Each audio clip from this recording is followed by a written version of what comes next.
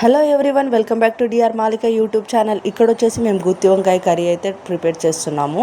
Video అయితే అస్సలు skip చేయకుండా చూసేయండి. కొన్ని వెల్లుల్లి రెబ్బలు, వేయించిన పల్లీలు, కొంచెం అల్లము, నువ్వులు కొన్ని, ఇవన్నీ మనకు కావాల్సినంత తీసుకొని కొంచెం జీలకర్ర అయితే తీసుకోవాలి, కొంచెం కొబ్బరి అయితే తీసుకోవాలి.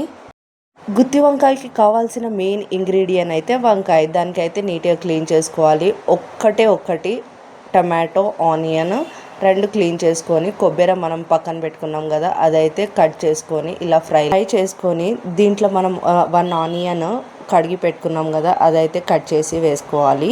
అన్నీ కావాల్సినంత తీసుకుంటే చాలు, ఎక్కువ కాకుండా.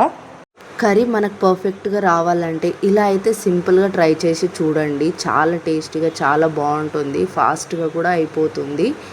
కొబ్బరి ఇలా ఫ్రై అవుతూ ఉంటేనే ఇలా ఆనియన్ అయితే కట్ చేసుకోవాలి పొడుగ్గా. దాంట్లో కొంచెం ఆయిల్ అయితే యాడ్ చేసుకోవాలి.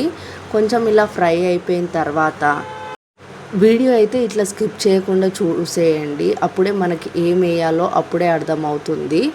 ఇలా ఫ్రై అయిపోయిన తర్వాత ఒక టమాటో అయితే తీసుకోవాలి. ఎందుకంటే మనము కొంచెం చింతపండు వేస్తున్నాం కాబట్టి మళ్ళీ పులుపు అనేది ఎక్కువ వచ్చేస్తుంది.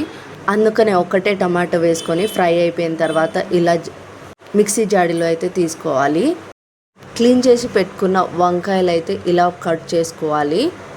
నిమ్మకాయ సైజ్ అంత చింతపండు అయితే ఇలా నానబెట్టుకోవాలి. వాష్ చేసుకొని కొంచెం వేడి చేసుకుంటే ఇంకా తొందరగా నానిపోతుంది. దాని తర్వాత వంకాయలు అయితే కట్ చేసుకున్నాం కదా, ఇలా అయితే డీప్ ఫ్రై చేసుకోవాలి.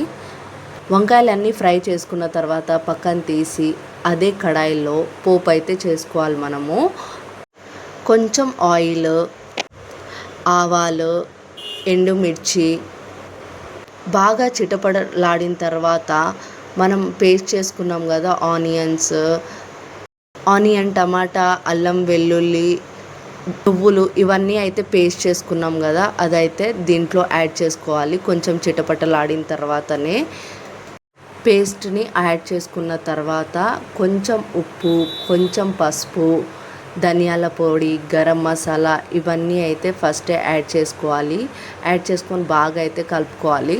అది బాగా పచ్చివాసన పోయేంత సేపు బాగా ఫ్రై చేసుకోవాలి పేస్ట్ని అయితే. ఇప్పుడే కారం అయితే వేయలేదు, ఎందుకంటే నేను కొంచెం పిల్లల కోసం అయితే పక్కన తీసేస్తాను. కొంచెం ఉప్పు యాడ్ చేసేసి ఇలా బాగా అయితే ఫ్రై చేసుకోవాలి. మనం చింతపండు నానబెట్టుకున్నాం కదా, దాని రసం అయితే తీసి ఇలా పక్కన అయితే పెట్టుకోవాలి. మనం ఫ్రై చేసుకుంటున్నాం కదా, ఇలా మొత్తం డ్రై అయితే అయిపోవాలి ఇది పేస్ట్. ఇలా బాగా ఫ్రై అయిపోయిన తర్వాత కారం అయితే యాడ్ చేసుకోవాలి. కారం యాడ్ చేసుకున్న తర్వాత ఇలా బాగా మిక్స్ చేసుకొని మనం చింతపండు రసం అయితే పక్కన తీసి పెట్టుకున్నాం కదా, అదైతే దీంట్లో యాడ్ చేసుకోవాలి. మొత్తం డ్రై ఫ్రై అయిపోయిన తర్వాతనే, దానికంటే ముందు వేస్తే టేస్ట్ ఎలానో అనిపిస్తుంది. వంకాయ చేసి పెట్టుకున్నాం కదా, ఆ వంకాయలు కూడా యాడ్ చేసేయాలి.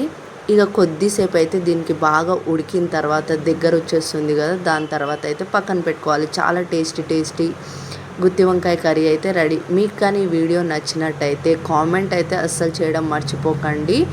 కొత్త వాళ్ళు మాత్రం సబ్స్క్రైబ్ చేసుకోవడం అస్సలు మర్చిపోకండి.